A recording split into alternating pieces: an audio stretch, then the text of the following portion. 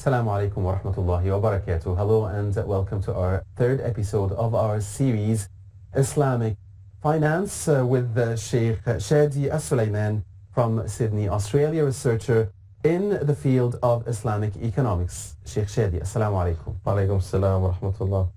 Dear viewers, we talked with Shaykh Shady in the previous episodes about the concept of Islamic economics.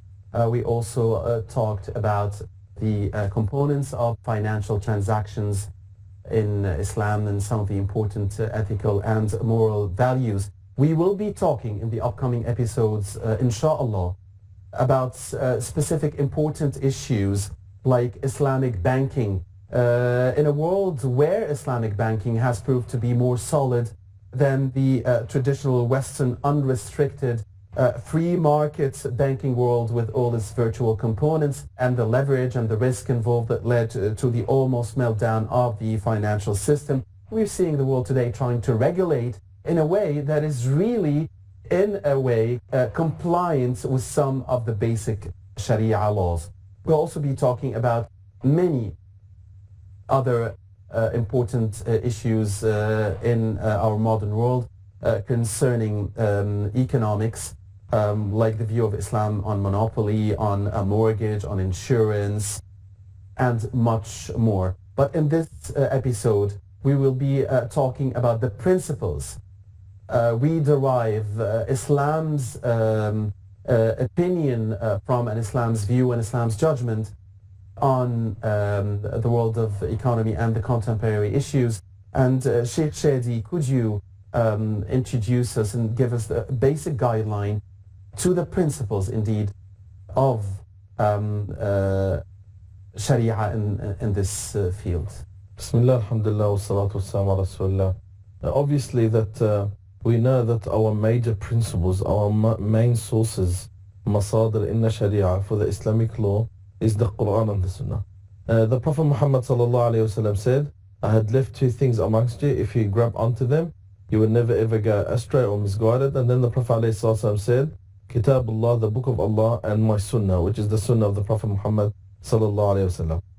With Bab al-Biyu', with the chapter and with the trades and transaction, it is a lot more vast and a lot more wide than when it comes to worships.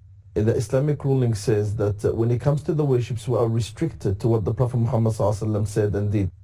So we cannot innovate or put in a form of ijtihad. It will be a bid'ah. Yes, it will become an innovation when it comes to the worships. So the worships, as the scholars say, al-asl fil ibadat al-tawqif, that the principle when it comes to the worships, it is stopped in accordance to what the Prophet Muhammad ﷺ said and did and approved of. So we cannot come up with a new form of worship unless the Prophet ﷺ did it. So any form of worship is haram unless the Prophet Muhammad ﷺ did that. When it comes to the transactions, when it comes to trades, it's the opposite. Every form of trade is halal unless the Sharia made it haram. So every form of trade is halal unless the Sharia had prohibited and unless the Sharia had forbidden. And this is what we say, al-aslu fil ashya al-ibaha, that originally everything is permissible until the Sharia says this is haram. So this is the qaida, this is the principle that even the trades and the buying and the selling and the transaction and Islamic economy and the Islamic finance is based on. Is based on the all types of transaction, all types of dealings, all types of trades are permissible until the Sharia says that this is forbidden or this is not acceptable. And this is where we find the ahadith of the Prophet Muhammad sallallahu alaihi wasallam based on that. It's a lot more from the ahadith than what you find in the Quran al-Kareem. The Quran gives you just general principles where the ahadith come and elaborate more on that, or the hadith come and interpret what those verses mentioned. That's one point.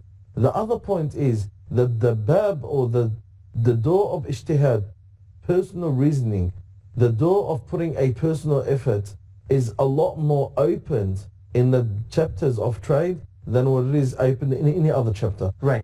And that was indeed my next question. It was, in today's world, there are so many new derivatives, so many new ways of financial or monetary or trade dealings that probably it was not mentioned in specific in a hadith as a haram form, for instance. So what should we do with these very new things that were not there, not 1400 years ago, but they were not there 20 years ago? And every day there's something new.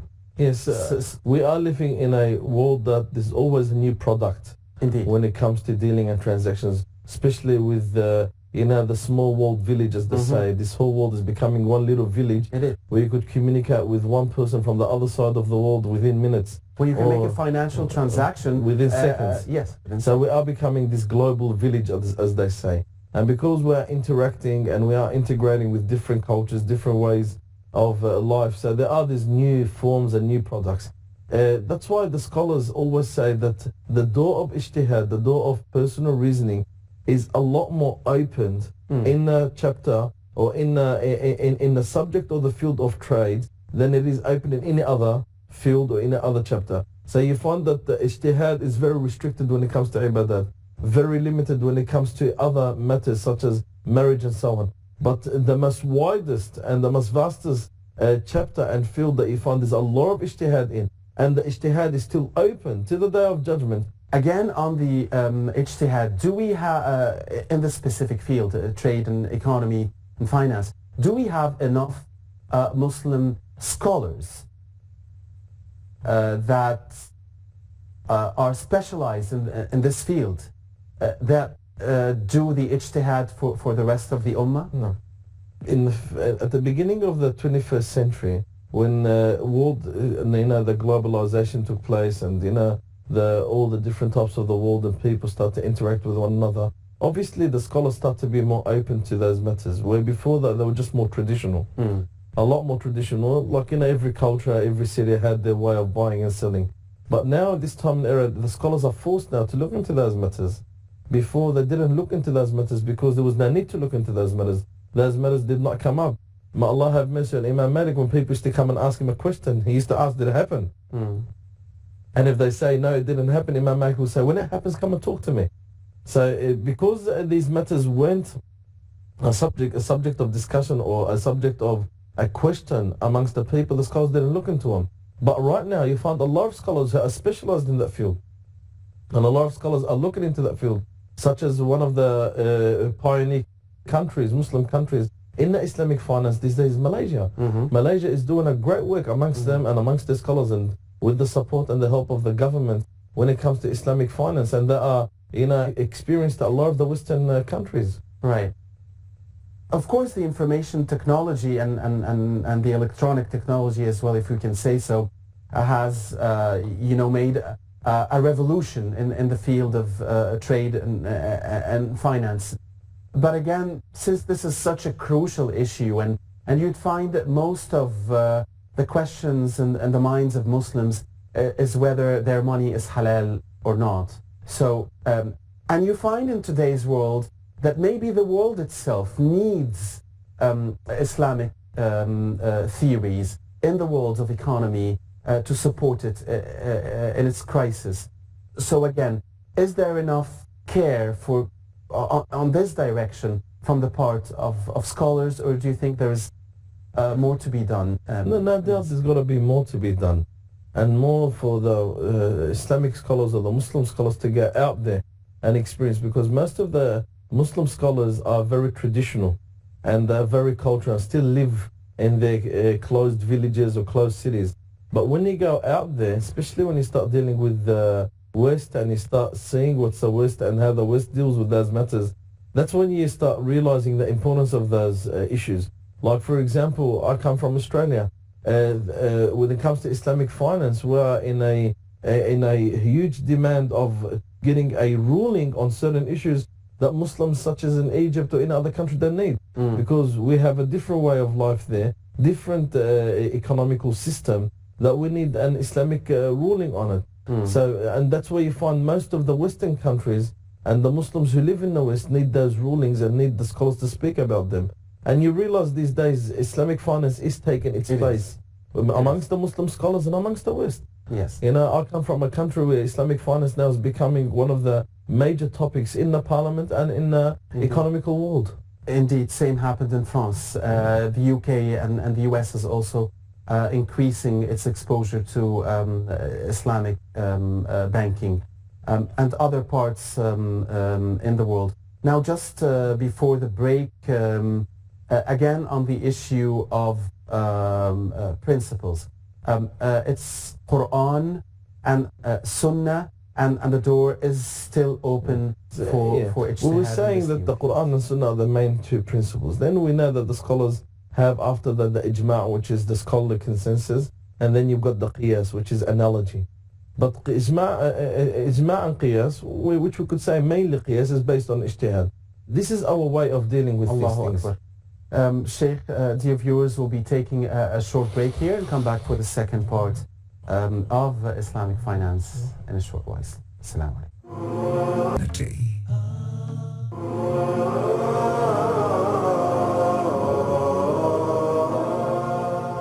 Assalamu alaikum wa rahmatullahi wa barakatuh. Hello and welcome to the second part of this episode on the principles that guide Islam's role on the world of economics with Shaykh Shady Al Suleiman. Shaykh Shady, what can we say more about the principles of our religion? Yes, we're saying that our masadr, our sources that we derive our Islamic rulings from are from the Quran and from the Sunnah. Then we get to the consensus of the scholars, ijma', and then we get the analogy, which is qiyas. Now obviously not everything that the Quran and the Sunnah or even the scholars in the past have spoken about, especially with the current matters that we are facing. So the door of ijtihad is still there.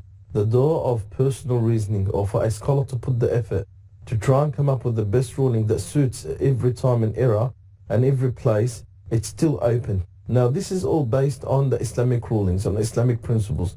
We need to always reflect back to what the Quran mentions. We need to always reflect back to what the Sunnah had mentioned, and we need to reflect back to what the scholars had agreed on. And that reflection is mainly what we refer to as analogy or qiyas. Now, there's 5 values. There are 5 main values that the Sharia and the scholars had agreed that the Sharia protects. And it is the responsibility of every Muslim, and it is the responsibility of the public and the responsibility of the state to protect. The first thing is the deen. The deen is number one that must be protected, and it is the responsibility of every individual to protect the deen, and the responsibility of the public and the responsibility of the state. And then the scholars have the other 4 after him, which they call, the nafs, your soul. The soul of every person must be protected. Okay, we're talking about Muslim and also non-Muslims in certain conditions that the Sharia lays down and puts. And then you've got your offsprings and honor. Your offsprings and honor must be protected. These are very important values in Islam. Then your wealth and your intellect. The intellect must be protected, and your wealth. Now some scholars put them in different orders and so on, but one of the major things, or one of those 5 values that the Sharia wants the Muslim to protect, wants the public to protect, and wants the state to protect is the money, wealth. And when we say wealth, it's a lot more vaster than when we say money. Okay, when we say wealth, we are talking about anything that has an Islamic value. We're talking about money, we're talking about commodity, we're talking about properties, we're talking about cattle, we're talking about anything that has an Islamic value. It is the responsibility of every Muslim individual, and it's the responsibility of the public and the responsibility of the state to protect that. And that's why the Prophet Muhammad sallallahu alaihi wasallam, he said, "Kull al-Muslimi ala al-Muslimi haram."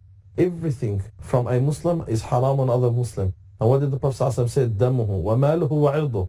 His blood, his wealth, and his honor. So the wealth is something protected, must be protected, and the Sharia puts all the necessary means to protect wealth, to protect any kind of wealth.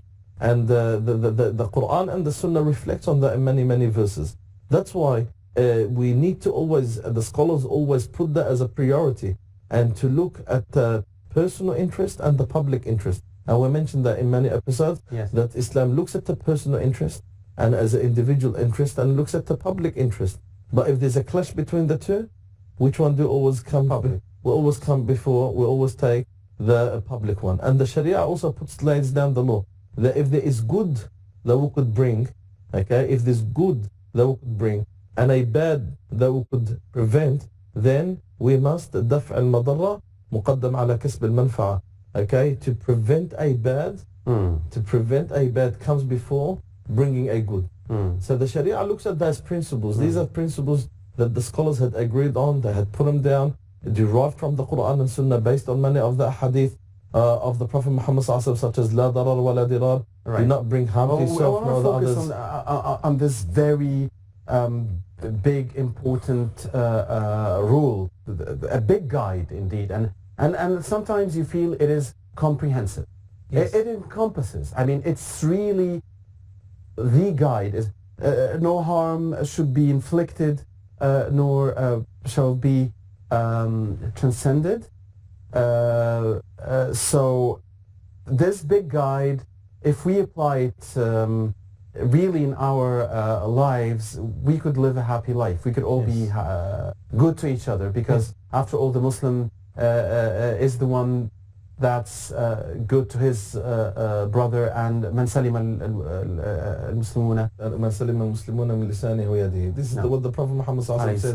The best of believers are those that the Muslims are free and secure from their tongue, or the harm of their tongue and the harm of their hands.